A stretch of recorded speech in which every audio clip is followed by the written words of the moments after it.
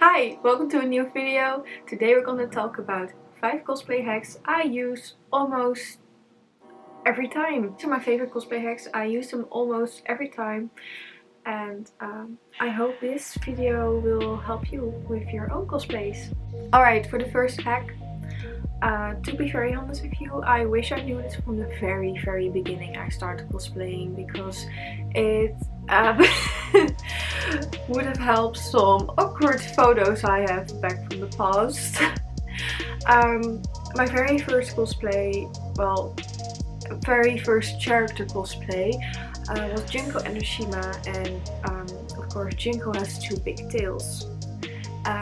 Problem with wigs with tails is that if you don't put them on like evenly, they will slide back or front or side, you know, the whole day. And I wore this to a convention without knowing this hack, and I had some photos taken, and now when I look back, my wig is like all the way over here with my wig caps showing, and I don't know, it's not like the worst thing or something and not the ending of the world, but oh, I regret that because the pictures they're so awkward. I think there's even a video on YouTube of me walking around with my wig like all the way up there, and my friend is in there as well, and she looks very cool, and then I see myself walking and I'm like, oh lord, girl, baby, no. Why did nobody told me back then that I had to fix it? After that, I was searching for ways to fix that so that will never happen again, and I've got 2. I've got a wig grip, and I've got these clips, and depending on what kind of wig you wear, you can choose whatever works best for you. Pros and cons about these 2. The pros about the clips is that when you have a wig, it's more like a ponytail or something. Let's say it's like this, and you sew it in over here. You can clip it on your hair over here so it won't show, and it looks pretty normal, as far as can look normal, of course, with a a cosplay wig. But honestly, for some of my cosplays I really like that to show this part as well. But the con is that sometimes when you wear it for too long, like on a convention or something, it starts to like press on your head, giving you a headache, and that's really my least favorite feeling in the whole world. Well, not entirely true, but like one of the worst feelings while doing cosplay. The worst feeling, if you are interested in that, is when your wig, like some of your wig hairs, get stuck underneath your lens. That is absolutely the worst feeling, and if you have experienced that, you know true pain. Yeah, but that's something I kinda don't like. Then the second option is this one. It's easy, you don't have to put time into sewing in clips in your wig, so it's really a time saver if you wanna wear it fast. Con is of course that when it's more of a ponytail kind of situation, that this will not be in its place, and yeah, honestly, that's the worst. I haven't gotten any headaches from this one. I think it's like important to know. Also, you've got these in different skin colors as well, so it's not only orange. So honestly, this one has been a game changer for me as well. I've gotten this one for free, I think a year ago. I'll link the company down below. Actually, everything I'll mention in this video will be in my description if you want to order them yourself. An absolutely game changer for me as well was dry shampoo. Honestly, I've had some pretty shiny wigs in the past as well. I used to soak them for 24 hours in fabric softener, but I am not always as happy with the results from fabric softener as I want to be. Sometimes I waited 24 hours and it was still like shiny, and it's very unfortunate because if you've got pictures with flash, it will show up like the night sky, like you've got stars or something in your hair. It's not pretty, and that's very unfortunate if you put a lot of effort in a cosplay and your pictures come back shiny, you know. You deserve better than that. My Missouri cosplay wig has been the absolute worst, shiniest wig I've ever seen. And on that wig I used dry shampoo.